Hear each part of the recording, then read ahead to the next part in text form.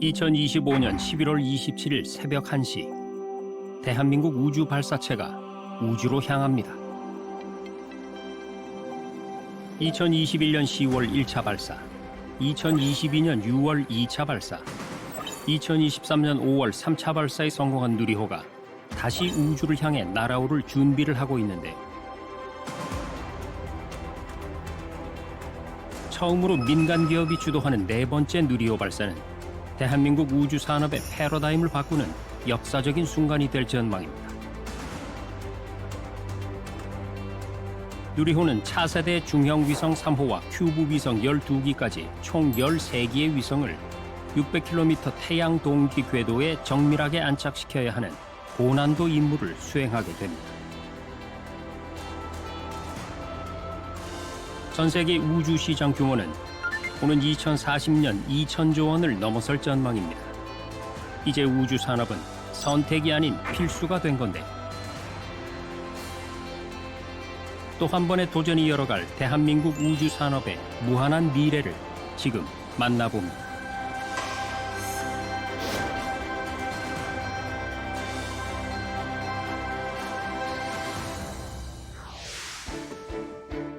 대전에 위치한 국립중앙과학관.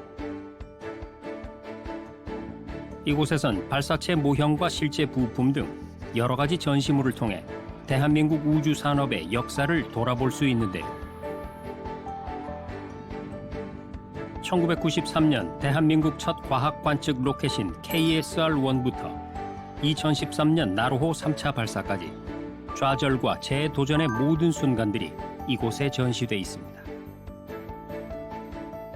우리나라는 단기간에 저예산으로 고효율적으로 우주과학 기술을 이룬 나라입니다. 그래서 1993년도에 최초의 로켓인 KSR-1을 성공을 했고, 98년도에는 KSR-2, 2002년도에는 KSR-3를 성공을 했습니다.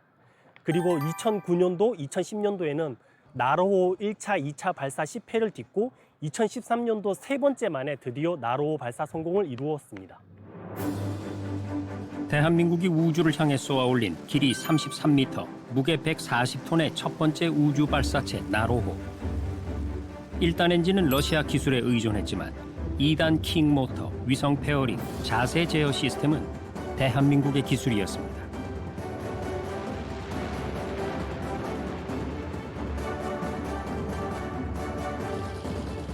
(2013년 1월 30일) 세 번의 도전 끝에 마침내 대한민국은 우주로 향하는 문을 열었습니다. 나로호의 성공은 단순한 기술적 성취가 아니었습니다. 우리도 할 수 있다는 자신감과 확신이 대한민국에 뿌리 내린 역사적 순간이었습니다.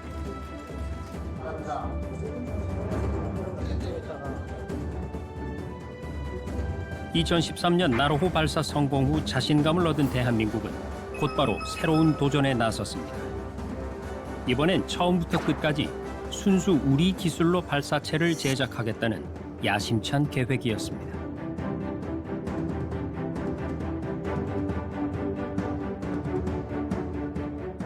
크게 보면은 이제 우리나라의 우주 기술의 범위가 훨씬 넓어졌다, 이렇게 생각하면 될 것 같습니다. 나로호 같은 경우에는 2단 로켓 중에서 아주 커다란 1단 로켓은 액체 로켓이었지만은 러시아 기술이었거든요.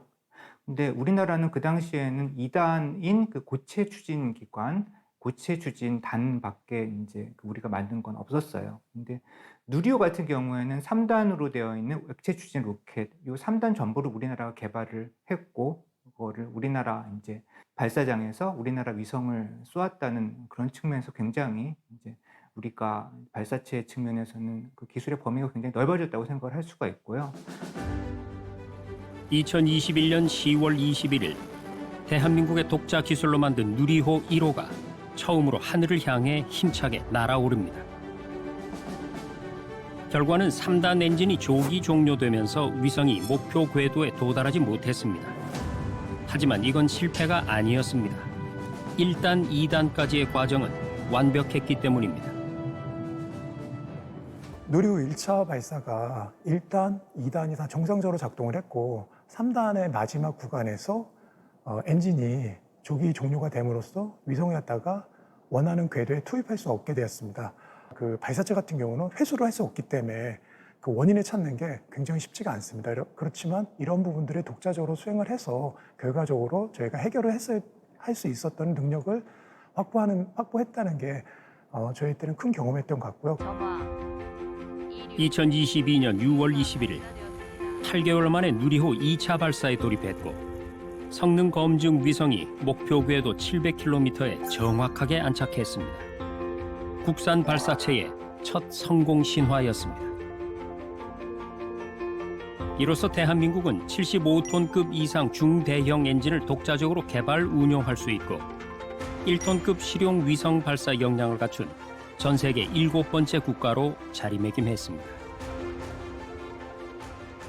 우리 발사체가 없거나 아니면 우리 발사장이 없으면은 발사를 위해 가지고 다른 나라의 도움을 받아야 되는데 진짜 시급한 위성을 쏘아야 된다. 근데 이 다른 나라의 도움을 받으려고 그러면 항상 그게 기회가 있는 것도 아니고 그 다음에 또 경우에 따라서는 보안 문제, 안보 문제도 있을 수가 있고 그러다 보니까 우리가 원할 때 우리 거를 우리 힘으로 쏠 수 있다는 거는 그건 굉장한 이제 역량이라고 생각을 해요. 정말 많은 세계의 나라 중에서 그런 일을 할 수 있는 나라는 정말 소수고 우리가 그 중 하나다. 2023년 5월 25일에는 세 번째 누리호가 우주로 향했습니다. 이번엔 차세대 소형 위성 2호를 포함한 실용급 위성 8기를 동시에 탑재했습니다. 한 개의 주 위성은 물론 7기의 부위성까지 모두 성공적으로 궤도에 안착시켰습니다. 이를 통해 전 세계에 대한민국의 다중위성 발사 능력까지 입증했습니다. 그리고 2025년 11월 대한민국은 드디어 네 번째 누리호 발사에 도전합니다.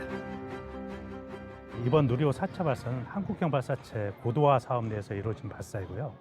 이 고도화 사업은 누리호를 4번 연속 발사함으로써 발사체 신뢰성을 높이는 것, 그리고 민간의 기술 이전함으로써 우주 발사체 산업 생태계를 육성하고 발전하는 목표를 갖고 있습니다. 또한 이번 4차 발사는 우주청 개청 이후에 첫 발사라는 점에서 우주청 입장에서도 매우 상징적인 발사 의미를 갖고 있습니다. 네 번째 누리호 발사는 세 가지의 새로운 도전을 앞두고 있습니다.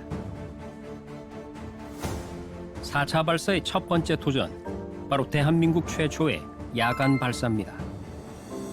2025년 11월 27일 새벽 1시, 누리호 역사상 처음으로 야간 발사를 시도하게 되는데, 그렇다면 왜 한밤중이어야 할까요?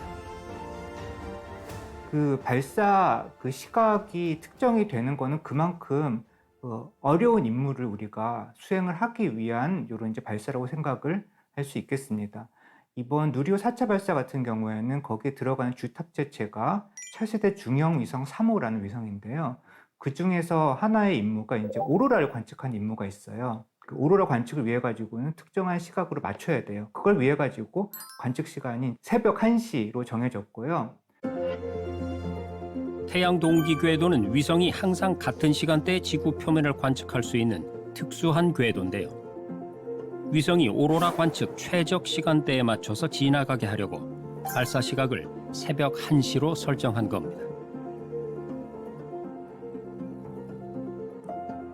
이전과 발사가 시간이 다르기 때문에 발사 당일은 27일 새벽인데 저희가 26일에 당일로 보고 있습니다. 그래서 전날, 그러니까 25일 날 발사체가 발사대로 옮겨져서 하루 전에 발사체가 문제가 없는지를 갖다가 발사대와 발사체를 연계해서 시험을 거치고요. 발사가 27일 새벽이기 때문에 저희가 26일 4시에서 5시경부터 업무를 시작합니다.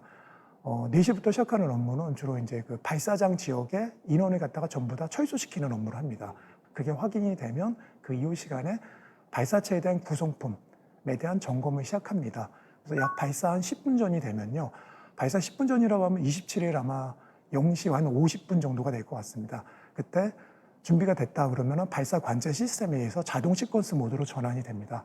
마지막에 약 1시경이 되면은 문제가 없으면은 이륙을 하게 됩니다. 그래서 그때 업무가 밤에 그리고 새벽에 주로 수행이 되기 때문에 저희도 처음 겪는 부분이기 때문에 현재도 훈련을 밤에 하고 있습니다.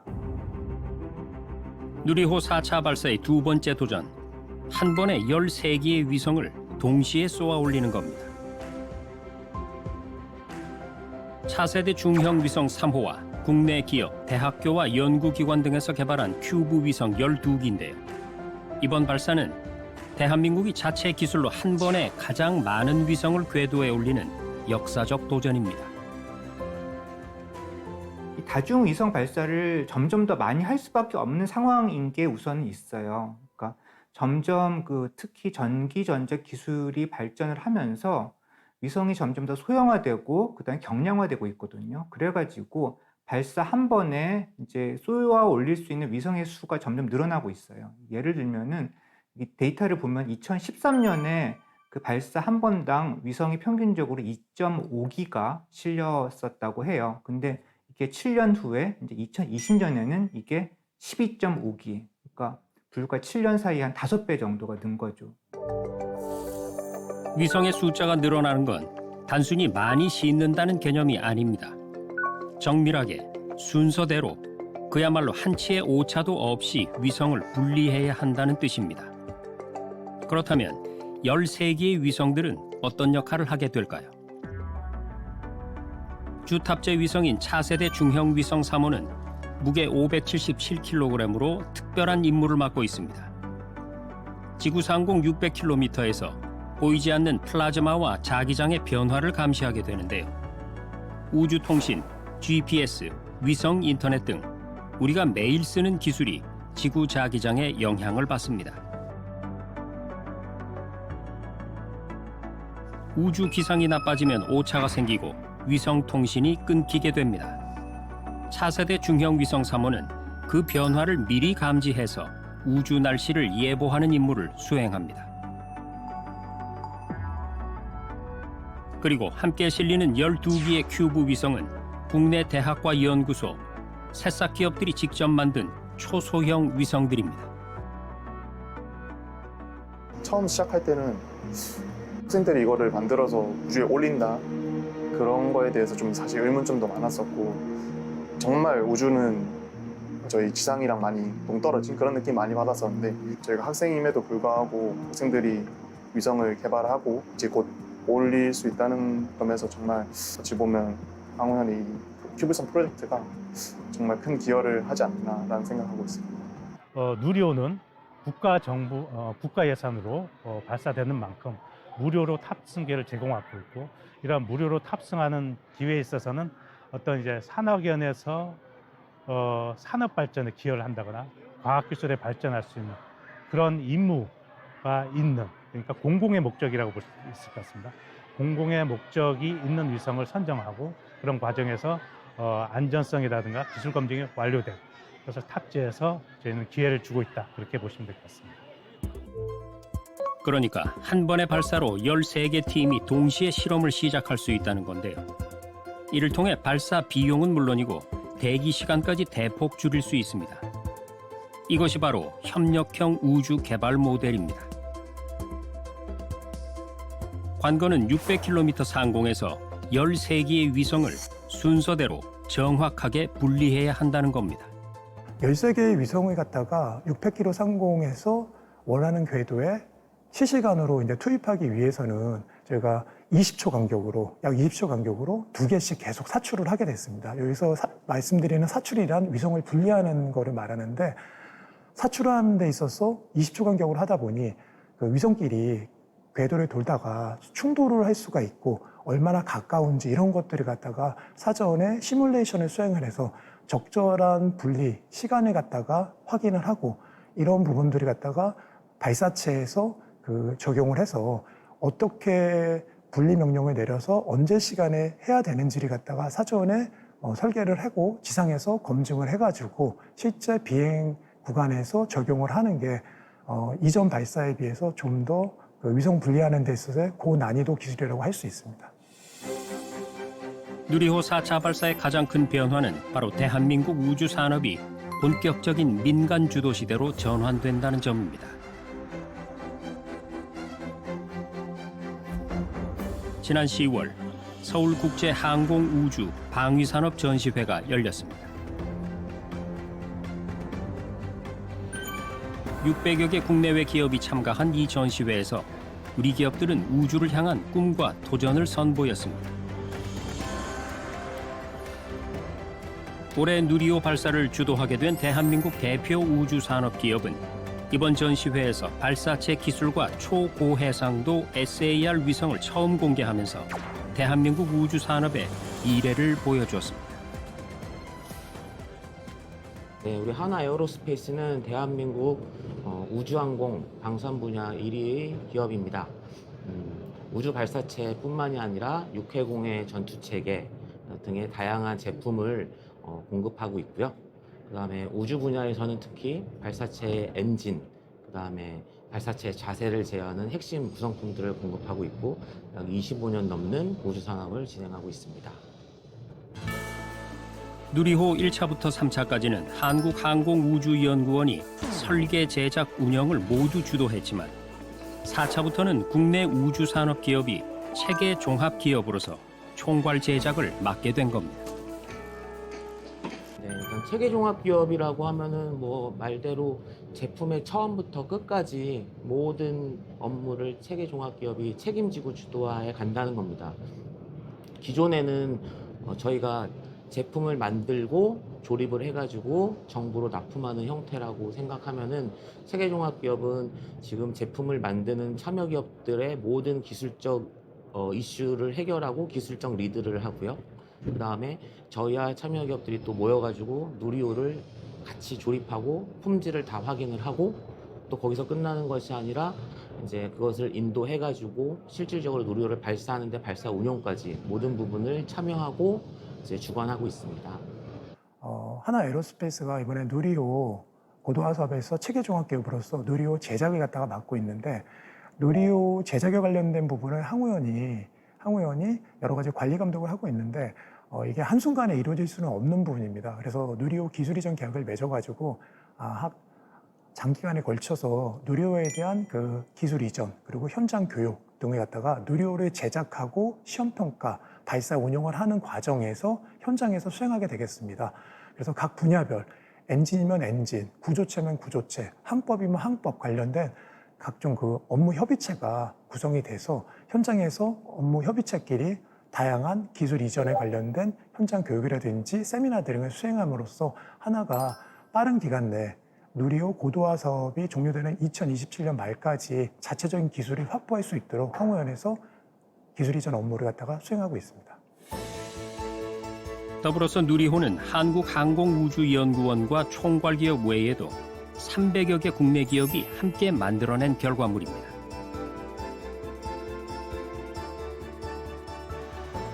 엔진 부품과 전자장비 등 대한민국 전역에서 누리호를 위한 세부 부품들이 만들어지고 있는데요. 누리호, 그다음에 발사체를 포함해가지고 뭐 커다란 우주 시스템, 위성도 마찬가지고요. 거기에 들어가는 되게 여러 가지 서브 시스템들, 그 다음에 그 밑에 있는 컴포넌트를 만들기 위해 가지고 굉장히 다양한 종류의 이제 그 기술을 가진 이런 기업들이 필요해요. 그리고 그런 기업들이 이제 하나하나 힘을 모으지 않으면 전체 커다란 시스템이 절대로 만들어지지 않고요. 2024년 전 세계 우주 발사의 70%가 상업 계약으로 이루어졌습니다. 2년 전 55%에서 크게 증가한 수치인데요. 이제 우주 개발은 정부가 아닌 민간 기업이 주도하는 시대가 된 겁니다. 미국의 최대 전자상거래 기업에서 설립한 우주 기업은 올해 1월에 대형 재사용 로켓 발사에 성공했습니다. 뉴질랜드의 한 새싹 기업은 올해까지 73번째 소형 발사체를 쏘아 올리면서 소형 위성 시장을 공략하고 있습니다. 중국과 인도도 우주 사업에 속도를 내고 있습니다. 전 세계가 우주 시장을 향해 달려가고 있고 그 중심에 민간 기업들이 있습니다.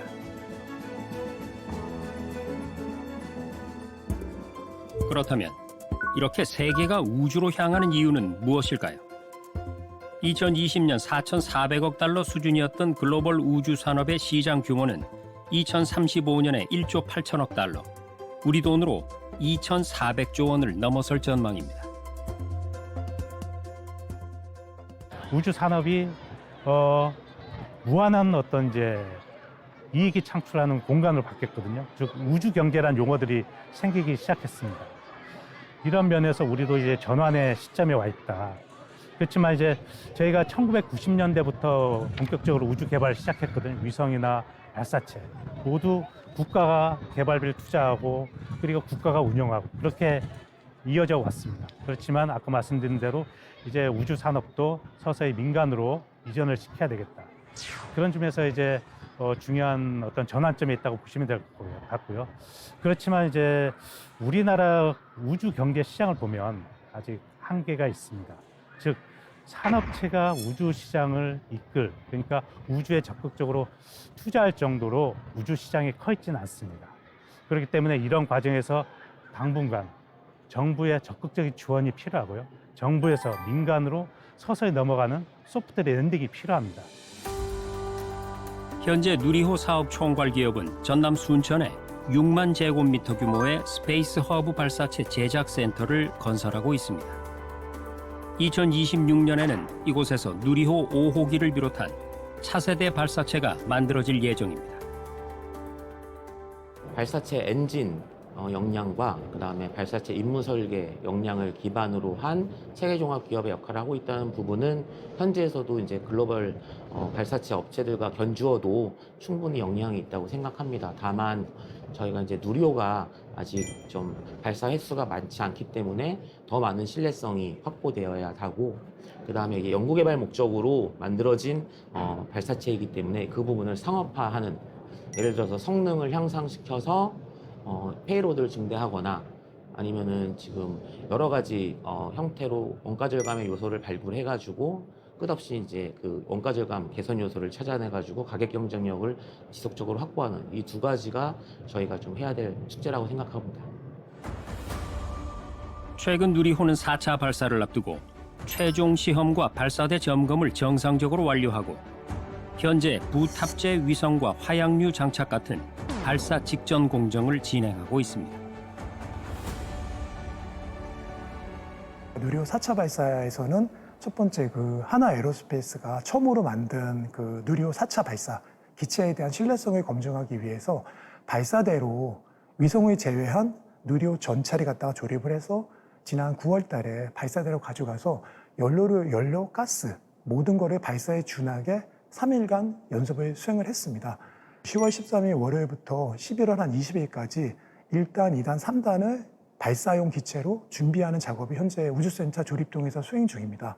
그리고 11월 한 중순경에 차종 3호하고 차세대 중형위성 3호 그리고 큐브 위성 12개를 누리호 3단에 탑재를 해서 실제로 이제 11월 한 20한 1일 경에 발사 준비를 위한 기체의 구성이 완료될 예정입니다. 그 이후에 약 3일 정도의 발사 준비 과정을 거쳐가지고 11월 27일 새벽에 발사할 예정입니다. 누리호의 도전은 이후로도 계속됩니다. 2026년 5차, 2027년 6차까지 총 2번의 추가 발사가 계획돼 있는데 3단, 최종적으로 위성을 투입하는 단은 3단이거든요.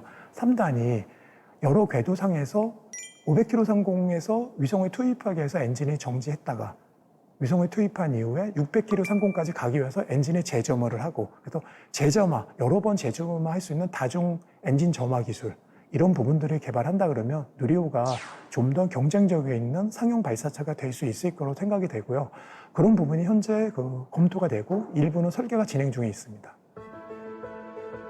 2032년 달 착륙, 2035년 달 기지 건설 등 대한민국의 우주 청사진은 보다 먼 곳을 향하고 있습니다.